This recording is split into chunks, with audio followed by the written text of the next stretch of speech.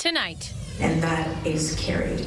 Changes approved. Regardless of what we approve or don't approve, nothing is going to be the right thing to do. Regional Council passes a series of amendments to an encampment bylaw. Safe tenting helps stabilize people until we are able to build the housing that we need. And we will be out in the community for the next 2 months gathering signatures. What it means for residents living there and the push to explore safe alternatives for them. Plus, a pesky problem. I try and stay away from them as much as possible. Potholes popping up on local streets. Everywhere. No matter where you go, you're going to hit them. Why the changing weather cycle is creating chaos on the roads. And finding strength in numbers. Our team not only is focused on community, but we're focused on the betterment of our community. Revolutionizing and reimagining fitness. I wasn't of the gym vibe. It was very kind of independent, so it felt isolating. Active trends to try out this new year.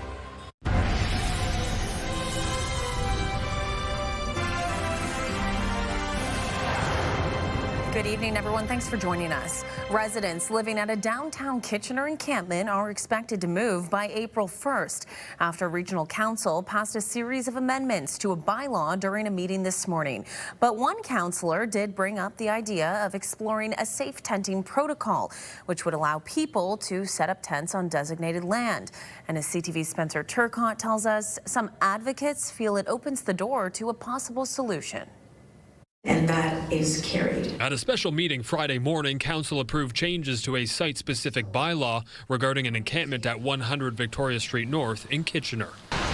The region wants to use the property as a staging area for construction vehicles and equipment as work begins at the Kitchener Central Transit Hub, which will be located at the nearby intersection of King and Victoria Streets. The original bylaw faced a legal challenge about whether it breached charter rights shortly after it was approved. Regardless of what we approve or don't approve, nothing is going to be the right thing to do. Because this is not just a local issue, it is a national issue and it is a global issue. Here's what was approved. The date when people have to vacate the property has now moved to April 1st, 2026. Council has scrapped a fine of $5,000 for those who do not leave, and regional staff now must provide a clear process for helping encampment residents find alternative accommodations. The legal challenge is set to be addressed in court next month, and depending how it plays out, these approved amendments may not matter. I think it's interesting that this is the approach that they've taken to just decide what amendments they need to make, well, even though they're before the court asking for guidance on those very issues. Ashley Skidema is one of the lawyers representing a group of the encampment residents in the legal challenge. She says one thing missing in the region's promise to relocate residents is an alternative to shelters. We recognize for a variety of legitimate reasons that maybe shelter doesn't work for you. And here are all the other places where you can go to tent if you need to. It's something Councillor Pam Wolf brought up during the meeting, proposing regional staff explore how other municipalities have handled safe tenting protocols, which provide specific locations where tenting is allowed. It is a human right to be able to exist.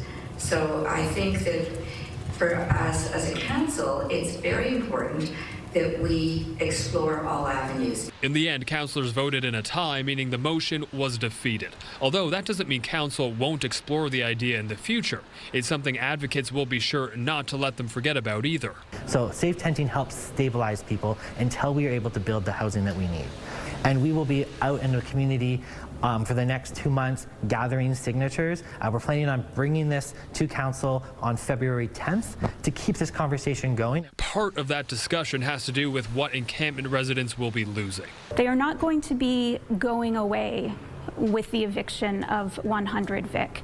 They are simply going to lose their community of support, and they are going to lose how central they are within the region, meaning that they are currently surrounded by social services. With the amended bylaw approved, all sides must now look ahead to find new solutions. And given 100 Victoria Street North is only one of 24 tent encampments the region is aware of, is a discussion that's far from over. Spencer Turcotte, CTV News Kitchener. We saw mild temperatures turn cool very quickly this afternoon as the winds picked up. Let's head over to CTV's Ashley Bacon live in studio with our first check on the forecast. Ash, it certainly felt chilly out there late this afternoon. It did, Leanne. It was 12 degrees at 2 o'clock. By 3 o'clock, we dropped 6 degrees. It came and gone with a westerly wind, bringing a cold front with it. Unfortunately, we're going to see temperatures continue to drop over the next few days. The little break with a bit of sunshine for the last 24 hours or so has been a nice break from all of the snowfall and rain that we've had this morning. We started with rain. We ended the day with a bit of wind. Looking at our satellite radar, you can see that band of precipitation is now moving out of the region. We're going to have clear skies overnight, but that is only going to be short-lived. Right now, sitting at 3 degrees, so still well above seasonal, which is -3 this time of year. Wind subsiding slightly to 33 kilometers an hour. But Leanne, it's not going to ease up just yet. I'll have those details on what we can expect for your weekend coming up. Okay, sounds good. Ashley, thanks. It's a problem we typically see in the spring, but the recent temperature fluctuations have caused potholes to pop up on roads across Waterloo Region. As CTV's Colton Weens tells us, the snow and ice melt doesn't help either. A pesky problem we usually see during spring, but potholes are popping up now all around Waterloo Region. Everywhere. No matter where you go, you're going to hit them. Officials with both the cities of Kitchener and Waterloo say there is an increase in the number of potholes forming on local roads. Regional officials echoing that, saying when water seeps into small cracks in the road, then freezes and expands, it makes the cracks bigger. When the ice melts, it leaves gaps under the road, making it weak, and vehicles driving over these weak spots cause the pavement to break apart and a hole forms. I try and stay away from them as much as possible. For the city of Waterloo, clearing the snowpack from residential roads is their main priority. But they're also working to meet the demands of both snow removal and fixing potholes, saying staff are working on filling potholes on each shift this week as they are identified during our road patrols and or called in by residents. The city of Kitchener says it is proactively monitoring for and repairing potholes. Now, each of the cities have their own phone line and email where residents can contact them if they see a pothole that needs to be fixed. But they also say at this time of the year, it's not uncommon to see potholes that need to be fixed multiple times throughout the winter.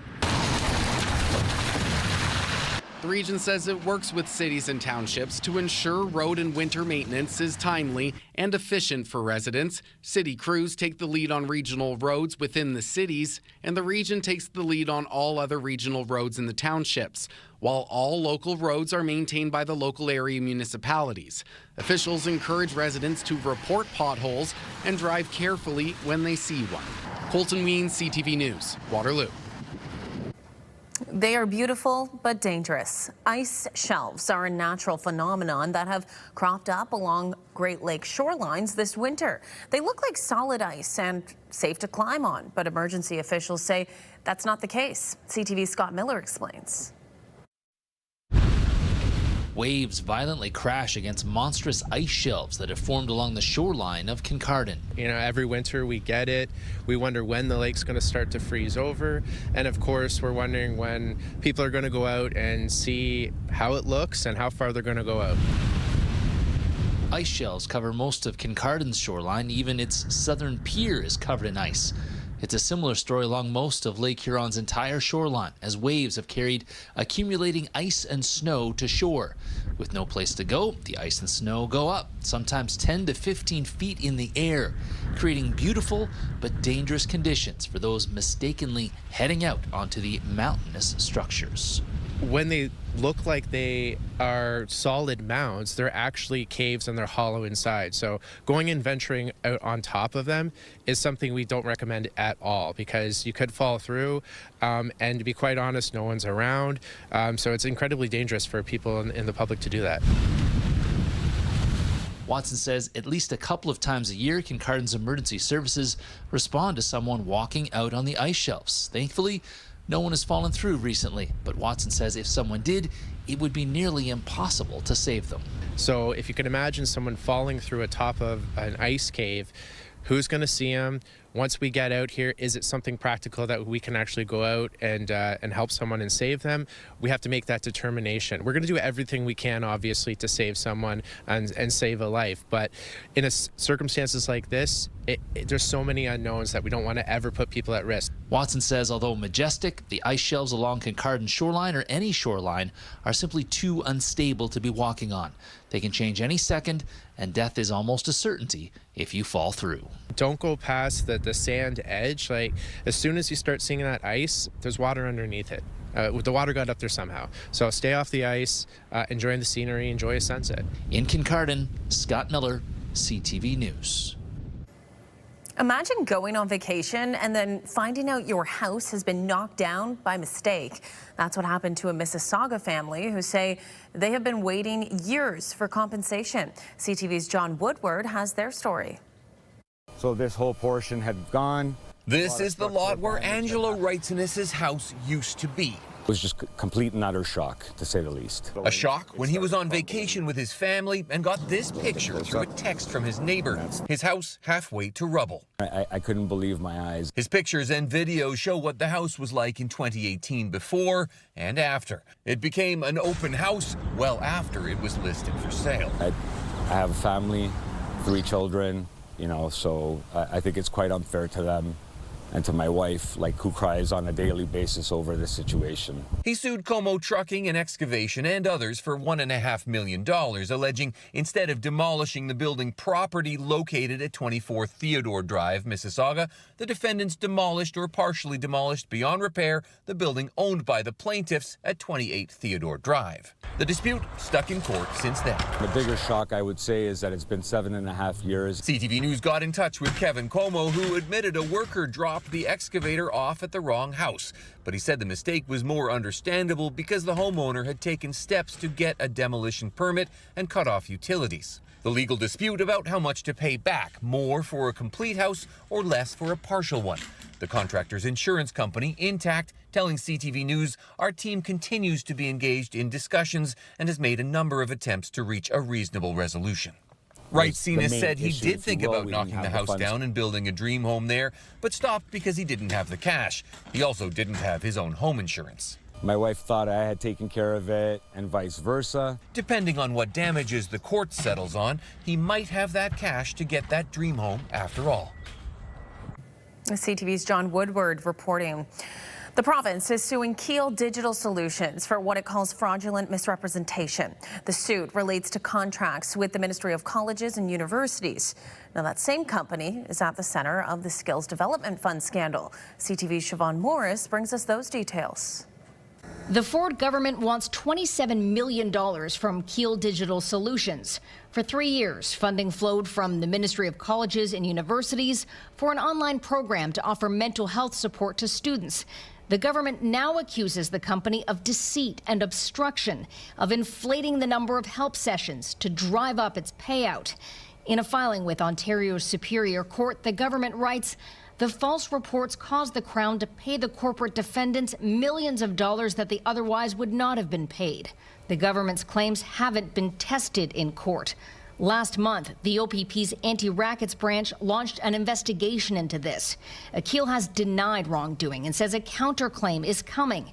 In a statement, their COO calls the government suit deeply flawed, built on misstatements and outright inaccuracies, stressing that Keel Digital has never been involved in any fraudulent activity, and they fully expect the government to be compelled to retract its claims, apologize, and answer for the recklessness and malice that drove this case.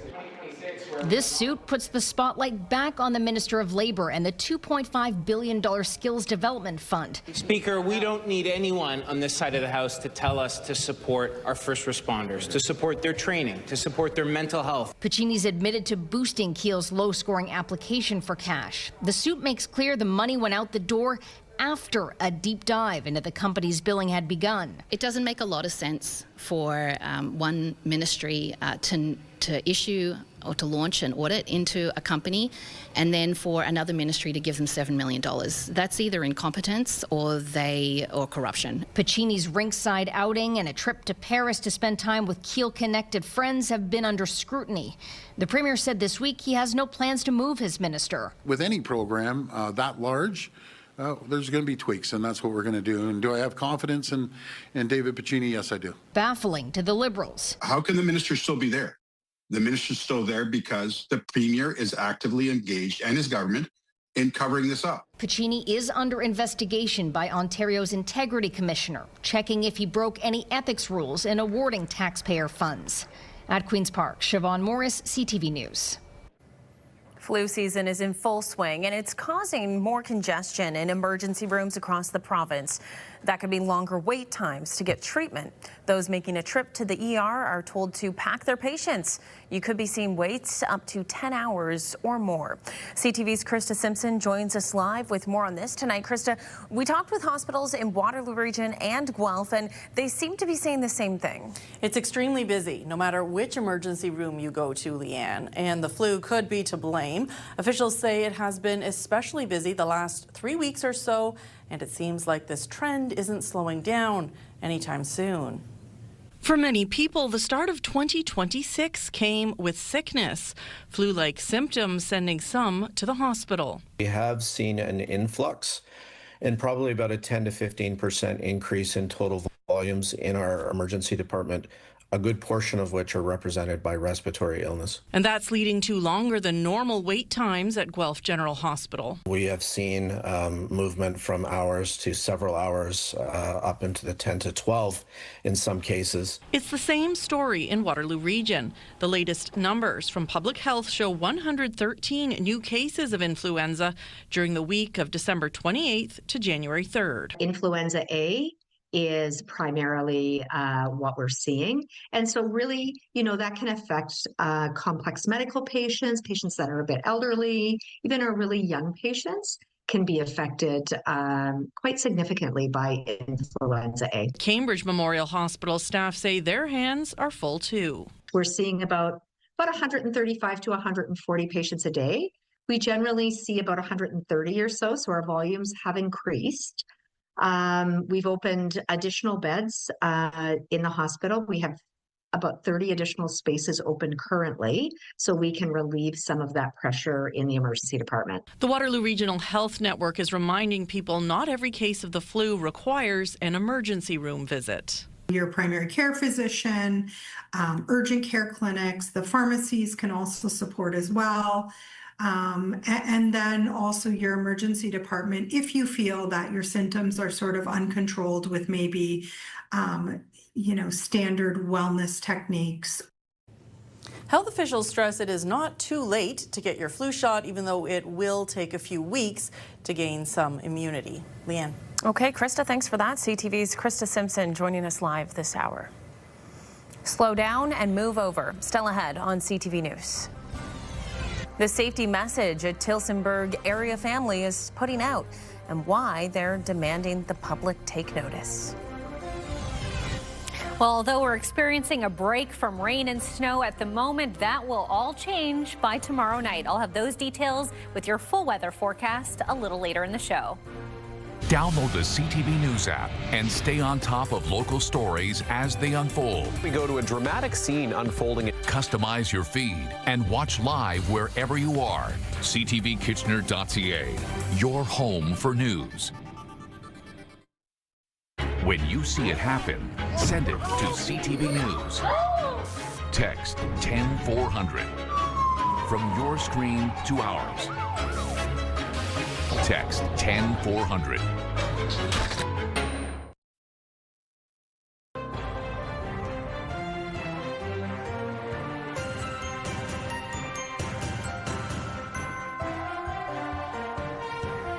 Still grieving the loss of friends and colleagues killed on the job. A Tillsonburg area family of tow truck operators is demanding the public take notice. They've wrapped one of their trucks with powerful images and reminders to slow down and move over. CTV's Sean Irvin reports. Mike and Jen Dean are just two members of a family business committed to getting drivers out of trouble. But after too many close calls and the recent death of an industry colleague, they've taken a new approach. They acknowledge the unveiling of this wrapped tow truck is a desperate attempt to protect themselves and others rushing to traumatic scenes. And so we're honoring first responders, whether it's paramedics, EMS, fire, as well as tow truck operators, because we are considered first responders. The key message on the truck is a declaration to slow down and move over. The slow down, move over isn't just a slogan. It's for our lives, right? For the police officer, for the fireman, for the construction worker, for the tow truck driver. The passion in Mike's voice reflects the frustration and fear of a father and business owner. In the last few years, the Dean family has said goodbye to a close friend killed while helping a stranded motorist. And they've also dodged far too many near misses of their own. The closest call for Jen, who was also an auxiliary police officer, occurred just days after the recent 401 crash. I was doing a recovery of a rolled over vehicle and a vehicle swerved towards me. The driver was laughing, thought it was funny, and almost killed me and killed the tow truck that stopped to block for me. It is hoped this truck will help change driver attitudes. Now, one thing tow operators are pushing for is a change in the color of their hazard lights to improve safety. The Deans say the towing industry wants lights similar in color to those of other emergency responders. The red and blue lights bring that notice of they think it's police. So instinctively, what do you do when you see a police officer? You slow down. Well, if that's going to be enough for somebody to slow down so that I don't die at the end of the day, that's good enough for me. And it would be nice if they would change the laws so that we can have the lights that we need to have for safety. Near Tilsonburg, Sean Irvin, CTV News. A new Alzheimer's drug, first approved for use in Canada back in September, is giving patients a glimmer of hope against the disease. Today in Toronto, the first Canadian was treated with the drug, but so far there is no coverage for the cost in Canada. CTV's Adrian Gabriel with more on the promise and the cost for patients. It's starting right now. With the press of a button, the miracle that is modern medical science goes to work. I say to anybody who needs this procedure that if they can get it, get it. Sharon Runge began experiencing mild memory loss about 4 years ago. Probably in the last year or so, the diagnosis of Alzheimer's has been made. The Runge family have been waiting for Health Canada to approve this drug that will gift them life's most valuable commodity, time. It's a historic moment for people living with Alzheimer's disease and their families in Canada. Today marked the first ever infusion of lecanemab in Canadian history, administered by neurologist Dr. Sarah Mitchell. It's a monoclonal antibody. It goes in and it basically removes the bad plaques from the brain. It slows down the progression of the disease by about 30%. Canada is the last of the G7 nations to approve lecanemab. As of today, it still isn't covered by any province, and that comes at a cost. $32,000 Canadian, and that is per year. We are hoping that we can have equal access for all Canadians to this drug, and that requires government support. Any future funding of the drug has received some public pushback. Well, I'd say they should walk in our shoes. The infusions yield the best outcomes for those battling the early stages of the disease. While Sharon admits she's unaware of her cognitive deterioration, her sense of humor is on point when we ask that she share her age. I'm 16. No, she's... And the love that she has for her children, as well as her husband Dallard, remains as present as ever. I am so fortunate to have met him. He's the most important thing in my life. The Runges now have hope that their loving life together will also have longevity. The troublesome protein can gather in the brain decades before symptoms arrive. The next step is testing whether this drug can help offset Alzheimer's in asymptomatic patients. Adrian Gabriel, CTV News, Toronto. Okay, live look outside tonight from Cambridge. No, it's not December, but it looks like the Christmas tree is still standing tall out there. However, you can see how windy it is out tonight. That wind chill definitely playing a factor, making it feel much cooler than it actually is, and temperatures really plummeted throughout the afternoon hours. Ashley Bacon will be back with your full forecast to tell us what's in store for the weekend coming up. Also ahead, Trump threatens Mexico. The president signals the U.S. could start hitting drug cartels by land. We'll have the details just ahead. And later, finding strength in numbers, staying in shape while stretching your social skills. Alternative ways to work out if you're looking to switch it up this year.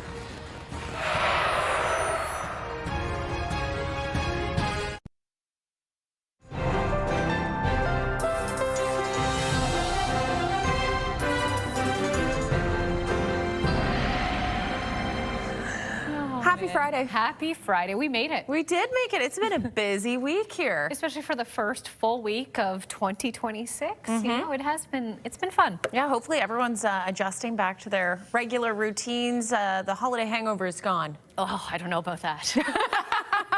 I feel like I need a few more days of sleep before That's all I right. can We're call coming that up over. on a weekend, and I think it might be a good weekend to stay inside, just chill, relax. Yeah, if you're going to head out, tomorrow's going to be the time to do it first thing in the morning, because we are looking at a little bit of a system coming through by tomorrow afternoon. But you got to get and enjoy in the morning while you can, and you know, we're Canadian. Get into the weather. Yeah, you're going to tell us all about that. Let's also talk about today because, wow, it was so mild to start off the day. Probably saw a little bit of rainfall depending on where you were, what time you got out as well. But wow, by the afternoon hours, the winds were whipping through and temperatures really fell off. Absolutely, and the sun even peaked out for a little bit. Temperatures rising to 12 degrees by 2, and then by 3 o'clock down to 6. So yeah, it was quick. It was a whirlwind, and it certainly continued to be so. Let's take a look outside from Galt this evening, and you can see that it is still a bit windy. Now, that special weather statement Environment Canada had issued earlier today is thankfully over. Now, that doesn't mean that it's not windy out there. It just means we're not going to see potential 90-kilometer-an-hour gusts so far. That's a beautiful night shot from Galt and Cambridge. Thank you. Thank you, Dave, our cameraman, for bringing that us tonight. Let's look at our futurecast, because this is what we're seeing right now. We're getting a bit of cloud cover, and that's going to continue. We're going to wake up and have a bit of cloud cover for your Saturday morning, but by around 3 p.m., we're going to get a band of precipitation moving up into our region again, depending on how temperatures go, because we'll talk about temperatures in a moment. We might see a mixture of rain or snow or even some sleet. So it could be a little bit messy out there if you are on the road. Certainly take your time. By Sunday, however, it will get a little bit colder. That means that rain will move out of the way, and we'll look at more flurry activity as those temperatures drop. Now, talking about temperatures, let's start on the west coast in Vancouver at 8 degrees, just over the Rockies, much cooler in Edmonton at -5, -13 in Regina, and -12 in Winnipeg. On the east coast, -9 in St. John's, 0 in Halifax, and 4 in Montreal. Closer to home, though, we're still sitting at 3 degrees for Kitchener-Waterloo, which is well above seasonal. -3 is our seasonal for this time of year, feeling closer to our seasonal with the wind chill. So as Leanne mentioned earlier, that wind is making things feel much colder than it is earlier today, feeling much warmer. Overnight, partly cloudy, -3. Tomorrow, conditions are going to warm up again to above seasonal at 1 degree. Flurries are expected at around 40%. Now, this is really cool. We reached 12 degrees. Back in 1937, the record was set at 12.2. So today was a record-reaching day, not quite breaking it. Sun setting at 5:04 p.m. So we're getting a little bit more daylight as we go. Looking at our 7-day forecast, starting in Waterloo Region. By Sunday, we're going to see snow flurries, -3 as a daytime high to start your work week off. Similar conditions. By Tuesday, we'll get a little bit of a break, a high of +2. In Lambton, Kent, Essex, similar conditions for your weekend, above seasonal warmth, but you will see a little bit of precipitation, flurries for your Sunday, continuing into the start of your work week, and temperatures hovering around that 0 mark. So you might even see a mixture of sleet with that. And in southern Georgian Bay, you're going to see maybe the sun tomorrow for a little bit, high of 0, but cooler temperatures moving in overnight, a high of just -4 for Sunday, and then periods of snow to start your work week and a high of -2, Leanne. So overall conditions getting back into seasonal ranges. Okay, let's take a look at today's Weather Watcher photo. Now, this is a fun update. If you guys were watching, I believe it was Monday, Jim sending us a picture of an adorable snowman. Yay. Now, this is what the snowman looks like after all of the melt we've had over the last few days on Dundee's first hole. So I don't know if the snowman enjoyed it as much as we did, Leanne, but that sun was nice while it lasted. Thank you for the update, Jim. Oh my goodness, Jim. Thank you for sending us the update, because we said we wanted to know what the snowman was going to look like by the end of the week. Absolutely. And if you remember, he had the 2 golf clubs sticking out as his arms. Yes, and his little triangle. Yeah. No, flag. That's the word I'm looking for. His little golf flag. Well, it's great to see that, you know, the melt really did happen and have an effect out there, even on the snowman, because I know Jim is probably waiting to get out there and hit the links. I know I am. Yeah. All right, Ash, thanks. Thank you. Donald Trump is talking tough on Mexico, signaling land strikes against drug cartels in that country are coming. The U.S. has already said it believes cartels are operating in Canada. Officials on both sides of the border are cautiously watching the president's next move. CTV's Judy Trin now with the Mexican response and the growing risks for Canada. Donald Trump claimed the capture of Nicolas Maduro was about stopping narco-terrorism. Now Trump is signaling he may send American troops onto Mexican soil. We've knocked out 97% of the drugs coming in by water, and we are going to start now hitting land with regard to the cartels. The cartels are running Mexico. Mexico has previously turned down Trump's offer of military intervention, but is concerned Trump will act on his own, like he did in Venezuela. And I think for Canada, that's also dangerous. Don't forget that when we started this year, a lot of the discussion was around "quote unquote" fentanyl flows across borders, and he lumped Canada and Mexico into the same basket. The U.S. has declared 8 cartels terror organizations. 7 of them are based in Mexico. During his meeting with Sheinbaum last September, the Prime Minister acknowledged some of them operate in Canada. With respect to transnational crime, organized crime, cartels, gangs, the unfortunate fact is that there are gangs from one country in another country, but also vice versa. In recent months, Mexico and Canada have stepped up efforts to disrupt trafficking networks, including raids to close in on Ryan Wedding, an alleged Canadian cocaine kingpin, believed to be protected by the Sinaloa cartel. On social media, the White House warned, F around and find out. After Venezuela, after threats to invade Greenland, and now Mexico, analysts say Canada could be most exposed. If you are weak and you are doing stuff Trump doesn't like, and you can be an ally or you can be an adversary, right? You can be Canada or you can be Venezuela, but you get FAFO'd. In a recent interview with the New York Times, Trump said that he's not constrained by international law or Congress, but by his own morality. He says that's the only thing that can stop him. Judy Trin, CTV News, Ottawa. Hitting the ice, still ahead on CTV News. We meet Kitchener Ranger Jack LaBrache in this week's Beyond the Bench and find out more about the Brockville natives' experience and goals.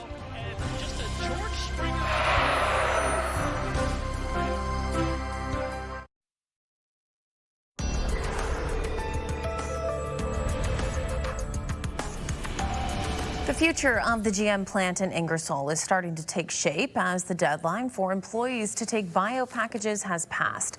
Initially offered in mid-December, employees at the plant had the option to take 6 months' pay plus future options amid uncertainty about the future of the plant.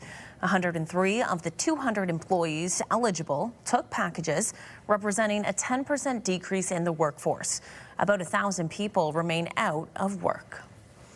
Some mixed news for the Canadian economy, with more people employed, but even more still looking. Over 8,000 jobs were added last month, which is higher than expected, and most of it full-time work. But despite the gains, the unemployment rate also rose slightly to 6.8%, with more people still searching. Okay, let's update our top stories tonight with CTV's Krista Simpson live in studio with us. And our top story tonight, Krista, regional councillors updated a bylaw that could clear the Victoria Street encampment by April 1st. That is now the new date, Leanne. The region promising to work with those living at the encampment to develop alternative housing plans. However, the new bylaw will still have to be tested in court to determine whether it breaches residents' charter rights. Arguments are scheduled to be made before a judge in February. The recent temperature swing has proved to be the perfect recipe for potholes. They are popping up earlier than usual this year in Kitchener and Waterloo. They're working to not only clear all the snow and ice, but repair those potholes that have already emerged. And on our website tonight, Krista, we have a prediction about the housing market as we enter this new year. Leanne, house prices are expected to go up in many cities, at least a little bit. Though if you're looking to move to Toronto or Vancouver, Canada's two most expensive markets, well, house prices there are expected to fall in 2026. So if you are looking to buy or sell this year, it is expected to be a tough market in Ontario over the next year due to a number of factors. If you are in that position where you're looking to move, check out our website. You can scan the QR code on the bottom left of your screen to get the story on our CTV News app, or you can head straight to our website, ctvnewskitchener.ca. Leanne. Okay, Krista, thank you for that. CTV's Krista Simpson live with our top stories of the day. A new year often means New Year's resolutions, and fitness goals tend to be top of mind for many. But instead of signing up for a gym membership, some people are looking at other ways to stay in shape while stretching their social skills too. CTV's Alexandra Hollick explains. 6, 5. For Allison Lemon, Pilates is more than just stretching and breath work. It's allowed me to move in a better way and just feel like myself again. The former professional athlete is new to Waterloo Region, but Lemon says the classes have helped her find community. I feel a part, like this is my second home. 3, 2. Tone and Movement recently opened its doors at the club at Northfield. The reformer you see here makes Pilates super accessible, and it allows for longevity and muscle integration that you wouldn't really see in a traditional cardio room or weight room. And while the machine may seem daunting, workouts can range from low impact to high intensity. They kind of look scary, but they are not at all. Once the person actually comes in and starts using them, they notice, wow, it's really supportive. And it really moves with you, and it helps you to move in the correct way. It's a bit of a slower movement, so it really allows me to be in tune with myself and my breath, and it allows me to slow down, which is something I never got before.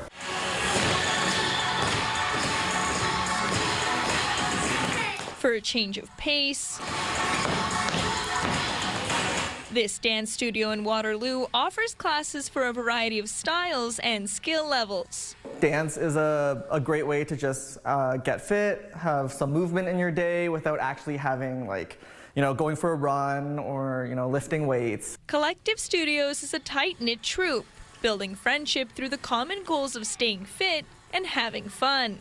You are doing something for yourself, like you're burning calories and all that, but you're also just enjoying your time while doing it. Creating social connections is another form of fitness, according to this assistant professor at the University of Waterloo. Fitness that goes beyond beauty trends, doesn't think about weight loss, doesn't think about body shape, but actually how do we take care of each other, show up for each other, and protect each other. All things to think about with the kickoff of 2026. What is realistic and what is important to you, and being kind of critical about what those goals are in the first place. Whether it's reformer Pilates or dance or anything in between, there are many ways to reinvent your resolution and start the new year on the right count. 5, 6, 7, 8. Alexandra Hollick, CTV News, Waterloo.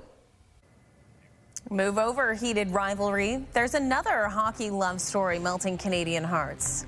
Still ahead on CTV News, the on-ice proposal at a Windsor Spitfires game and why the happy couple returned to the venue to say I do.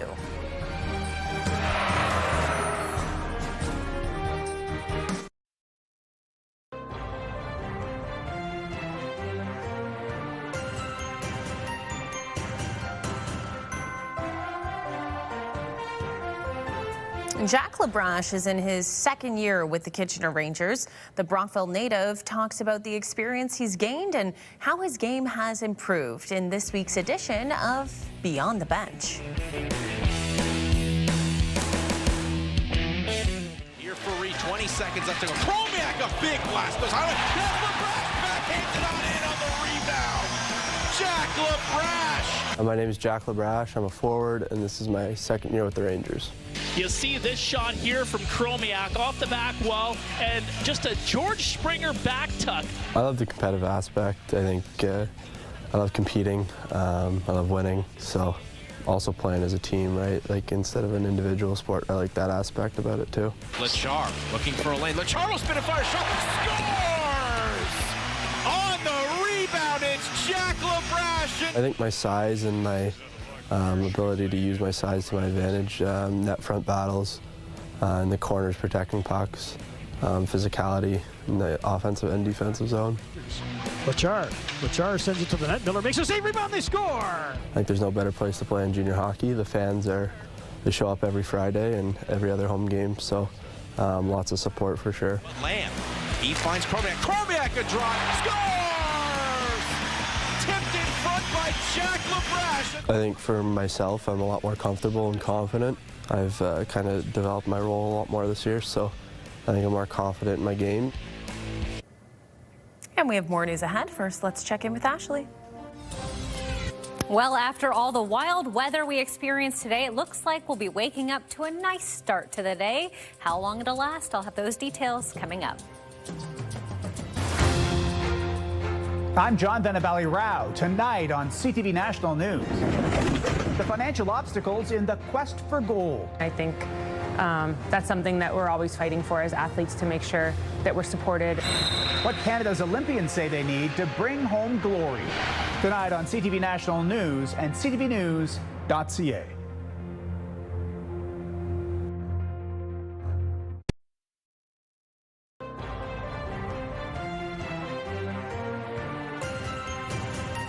Okay, let's check back in with Krista for a look at what our team is working on as we head into this Friday evening. Krista. Well, Leanne, tonight is our first look at the newly stacked Rangers team. They take on the Oshawa Generals with some big additions on the roster.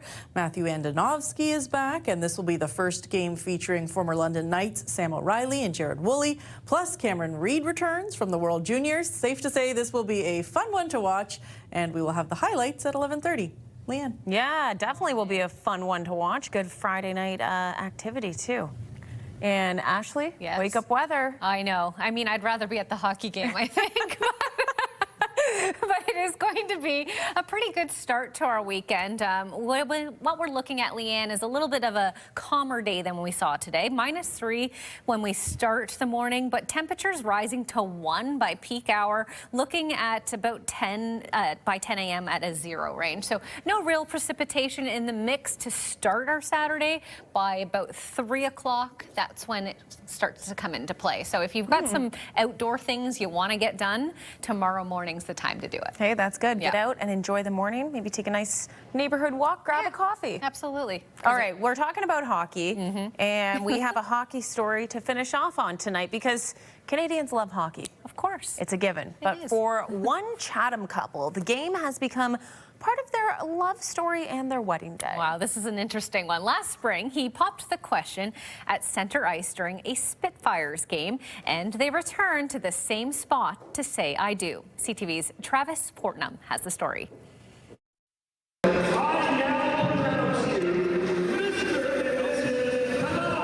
one Chatham couple, I do didn't happen in a church or banquet hall. It happened at center ice. surrounded by friends, family, some mascots, and thousands of Windsor Spitfires fans. It's definitely a unique experience, and I didn't expect this to happen at all. Sheldon Cadott and Daleen Trudell tied the knot Thursday night during the second intermission of a Spits home game on the team's Elvis-themed night at the WFCU Centre. And it's a bit of a full circle moment for the pair, who got engaged on the very same ice last spring. Sheldon dropping to one knee during an intermission game of human bowling. That was a fun moment. They let me grab the microphone to propose to her, and she said yes, so I won. In the fall, it was the team who came to them with a big idea for their big day. I do. We get a call from Windsor saying, hey, do you want to do the on-ice wedding? And we said sure, and now we're standing here because it's the day to do it. I do. The ceremony, the ice time, a private suite for family and friends, and even a hotel room for the night, all covered, making this the first ever wedding held during a Windsor Spitfires game. And despite the crowd watching, the couple says the moment still felt intimate. It's really nice to know that in one way or form we'll go down in history for doing something like this. So half these people, we won't see them again. So it'll just be our friends and family that we brought. We'll see them again and they can nag us for it. We can manage that. All those people heading out to a hockey game? I mean, to each their own, right? You got to make your day about you, and if that's what they want it to do, yep. Kudos and you had all congratulations. those hockey fans now at your wedding. Yep. Wow. Crazy. Congratulations, guys. Never seen that before. No, nor have I. There's a first for everything. Wow. All right. Well, we're going to leave you with some visuals from around the region throughout the course of this week. It was quite messy out there, Ash. Lots to choose from this week, from sunny days to flurries and rain and everything in between. It's been a busy one for the weather. Yeah, it certainly has. And like you said, dry conditions tomorrow morning. So get out, enjoy your Saturday, take it slow, head outside. Like I said, neighborhood walk, maybe some sledding if there's any snow left out there. Might not be. You might have to wait till Sunday for that. All right. Have a great weekend. Krista Simpson has your next local news at 11:30. Good night.